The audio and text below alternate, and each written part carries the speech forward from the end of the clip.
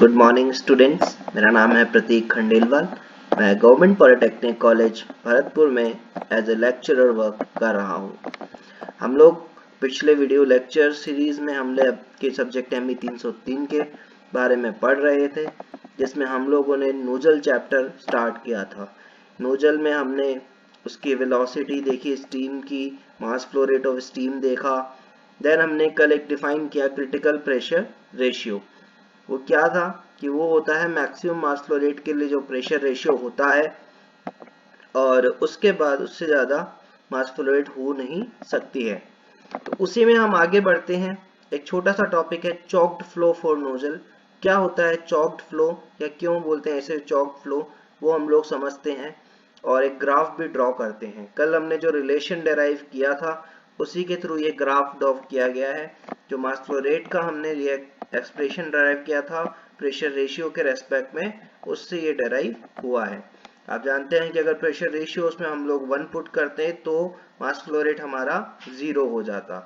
तो pressure ratio यहाँ पे 0 है। अब जैसे जैसे प्रेशर रेशियो का हम और कम करेंगे तो मास फ्लो रेट हमारा बढ़ता जा रहा है। और कहाँ पे जाके मैक्सिमम होगा, वो होगा क्रिटिकल प्रेशर रेशियो पे। जब क्रिटिकल प्रेशर रेशियो आ जाएगा तो वो हो जाएगा मैक्सिमम, और इससे ज्यादा हो नहीं सकता है। तो अब आप चाहे प्रेशर को कितना ही आप कम कर लीजिए, प्रेशर रेशियो को चेंज कर लीजिए, वो क्या होगा, मास फ्लो रेट आपका इंक्रीज नहीं होगा। तो ये इस ग्राफ के थ्रू आप यहाँ से समझ सकते हैं। इसके बाद ये यहाँ पे बिल्कुल मास फ्लो रेट कांस्टेंट हो जाएगा, और इसी कंडीशन को हम लोग बोलते हैं चॉक्ड फ्लो। एक तरह से यहाँ चॉक हो गया है, अब यहाँ पे कुछ भी इससे ज्यादा चेंजेस नहीं हो रहे हैं। तो वही चीज यहाँ पे हमने लिखी हुई है कि maximum mass flow rate is irrespective of pressure ratio is known as choked flow. Once the critical conditions reach even by decreasing the pressure, देखिए आप देख सकते हैं कोई क्रिटिकल कंडीशन एक बार आ गई, उसके बाद डिक्रीज करो कितना ही, there will not be any change in the mass flow rate. तो एक छोटा सा टॉपिक था आपके, और छोटे क्वेश्चंस में 2 नंबर में ये आपसे पूछा जा सकता है कि चॉक्ड फ्लो क्या होता है, कैसे ये होता है, ये आपको, या फिर आपसे ये ग्राफ वेरिएशन भी पूछ सकता है, मास फ्लो रेट का वेरिएशन प्रेशर रेशियो के साथ। तो ये ग्राफ आपके लिए बहुत इंपॉर्टेंट है। अब हम आते हैं स्टूडेंट्स नेक्स्ट टॉपिक पे, जो कि है लेंथ ऑफ नोजल। ये भी आपके इंपॉर्टेंट टॉपिक है, आपके ये पूछा भी गया है कई बार।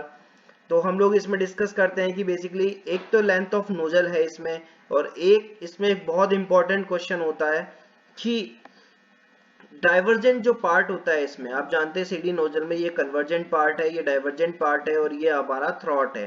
तो डाइवर्जेंट जो पार्ट है इसका जो एंगल है ये बीटा, ये बहुत कम रखा जाता है। क्यों रखा जाता है ये कम, ये हम लोग आज आपको बताएंगे। देखिए फर्स्ट ऑफ ऑल मैं आपको बता देता हूँ कि जो कन्वर्जेंट डाइवर्जेंट नोजल है, इसके जो कन्वर्जेंट पार्ट की लेंथ है ये 5 to 6 mm रखी जाती है जनरली, बिकॉज यहाँ पे क्या होता है, एरिया डिक्रीज कर रहा होता है। लेकिन अब यहां से जब आगे बढ़ते हैं हम लोग डाइवर्जेंट पार्ट में, डाइवर्जेंट पार्ट में क्या होता है कि एरिया इंक्रीज कर रहा होता है इसका। यहाँ पे जो वेलोसिटीज हैं हमारी वो हाई रहती हैं। हाई वेलोसिटीज होने के कारण क्या होता है कि जो स्टीम है यहाँ से डायरेक्टली जाना चाहती है, डायरेक्टली निकल के जाना चाहती है, लेकिन अगर वो एरिया इसके साथ जाएगी, इसीलिए हम लोग क्या करते हैं कि इसको यहाँ पे इन एंगल को कम रखते हैं, जिससे क्या होगा कि एडी करंट्स फॉलो नहीं होंगे। अगर ये सीधी निकल जाएंगी तो ये घूम के यहाँ पे एडी करंट्स बनाएंगी जो हमारे लिए सही नहीं है। इसके लिए हम लोग इस एंगल को जितना कम हो सके उतना कम रखते हैं। ये आपसे इंटरव्यू में भी पूछा जा सकता है, या फिर आपसे एक 2 नंबर के क्वेश्चन में भी ये पूछा जा सकता है। अब देखिए यहाँ पे जो नोटेशंस है वो देख लेते हैं हम लोग। D1 हमारा एग्जिट डायमीटर दे रखा है, D2 हमारा थ्रॉट का डायमीटर है, और बीटा हमारा जो है सेमीकॉन एंगल है, L हमारी जो है डाइवर्जेंट पार्ट की लेंथ है।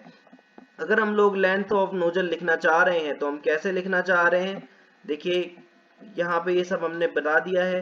tan बीटा, यहाँ पे अगर हम सेमीकॉन एंगल का tan लेते हैं तो वो बनेगा हमारा d3 minus d2 upon 2l, और यहाँ से जब हम नोजल लेंथ लिखेंगे l, तो वो हमारी बन जाएगी d3 minus d2 divided by 2 times of tan beta. तो ये आपका, ये भी आपसे छोटा सा क्वेश्चन कभी कभी पूछा जा सकता है कि लेंथ ऑफ नोजल को कैसे डिफाइन करते हैं। तो आप इजीली यहाँ पे डायमीटर्स दिखा के और ये एंगल दिखा के आप यहाँ से इसे कर सकते हैं। इसके बाद हमारा नेक्स्ट टॉपिक आता है, छोटे छोटे टॉपिक से आज, तो एक है नोजल एफिशिएंसी। अब नोजल में एफिशिएंसी का क्या मतलब है? नोजल में देखिए आप जान रहे हैं कि एंथैल्पी ड्रॉप हो रही है हमारी, और वो हमारी वेलोसिटी को क्या कर रही है? इंक्रीज कर रही है। बट आप ये भी जानते हैं, हम लोग क्या करते हैं, आइडियली हम लोग एक्सपेक्ट करते हैं कि आइसेंट्रोपिकली जो होगा वो एक्सपेंशन होगा नोजल में। ये हमारा एचएस कर्व है, आप यहाँ देख सकते हैं कि एक्सपेंशन हम जो एज्यूम कर रहे हैं वो क्या कर रहे हैं कि 1 से 2 हो रहा है आइसेंट्रोपिकली, बिल्कुल इसमें कोई एंट्रोपी चेंज नहीं होगा।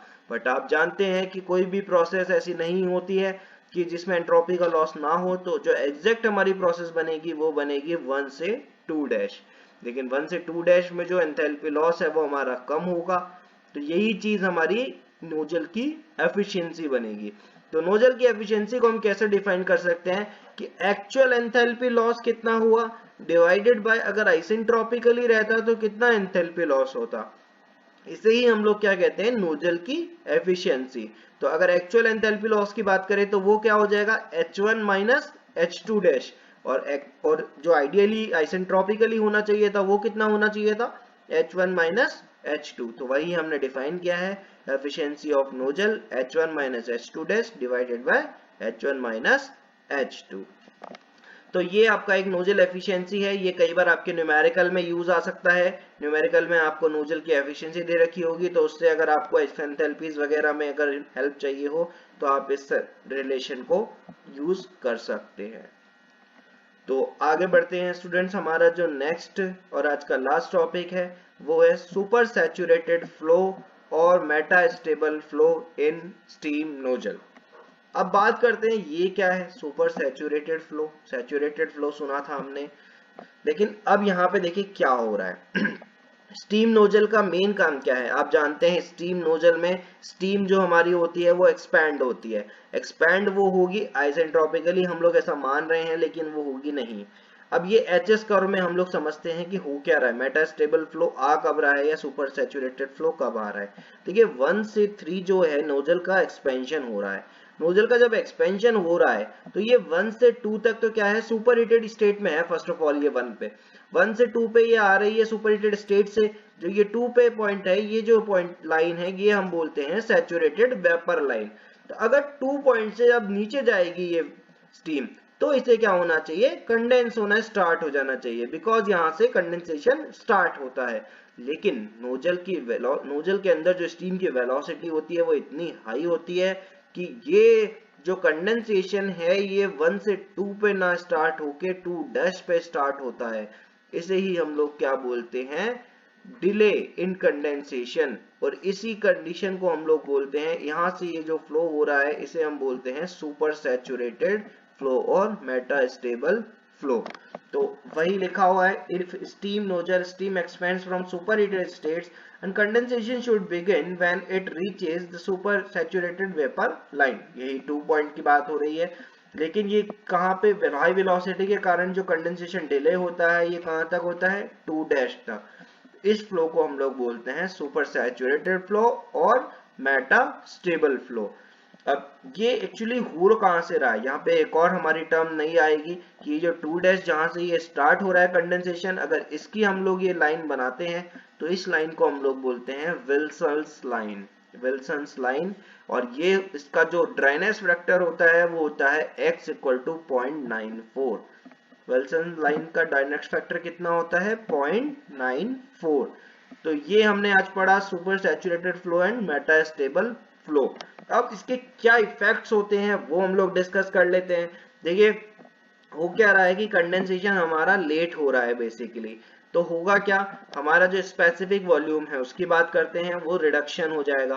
क्यों, क्योंकि स्पेसिफिक वॉल्यूम हमारा लिक्विड का ज्यादा होता है, तो कम, अगर लिक्विड कम बनेगा तो उसका स्पेसिफिक वॉल्यूम भी हमारा कम होगा। सेकेंड पार्ट क्या है, डिक्रीज इन एंथैल्पी ड्रॉप, ये भी उसकी वजह से होगा। थर्ड होगा डिक्रीज इन एग्जिट वेलोसिटी। चौथा होगा, लेकिन ये एग्जिट वेलोसिटी का जो डिक्रीज है ये बहुत ही लेस होता है, तो इसका ज्यादा इफेक्ट नहीं पड़ता है, बिकॉज हमारा जो मेन पर्पज ही है वो है एग्जिट वेलोसिटी को इंक्रीज करना, तो ये बहुत ही कम इफेक्टिव होता है। एंड लास्ट वन जो है increase in mass flow rate, हमारी मास फ्लो रेट में इंक्रीज हो जाता है। बिकॉज हमारा स्पेसिफिक वॉल्यूम कम है। तो ये हमने पढ़ा आज, छोटे छोटे टॉपिक्स हमने डिस्कस किए स्टूडेंट्स। चॉक्ड फ्लो हमने देखा क्या होता है, उसके बाद लेंथ ऑफ नोजल हमने देखा। या आपके 2-2, 3-3 या 4-4 नंबर में ये क्वेश्चंस आते हैं, तो इन्हें भी आप इग्नोर ना करें और अच्छे से इन्हें तैयार करें। देन नोजल एफिशिएंसी आपका यूज आता है न्यूमेरिकल्स में। उसके बाद सुपर सैचुरेटेड फ्लो और मेटास्टेबल फ्लो इसको हम बोलते हैं, ये भी आपसे शॉर्ट नोट में पूछा जा सकता है, इसके क्या इफेक्ट्स हैं। तो इस तरह से हमारा जो नोजल चैप्टर है वो खत्म होता है। अब इसके आगे हम लोग इसके न्यूमेरिकल प्रॉब्लम्स करेंगे नेक्स्ट वीडियो लेक्चर में। Thank you students for today.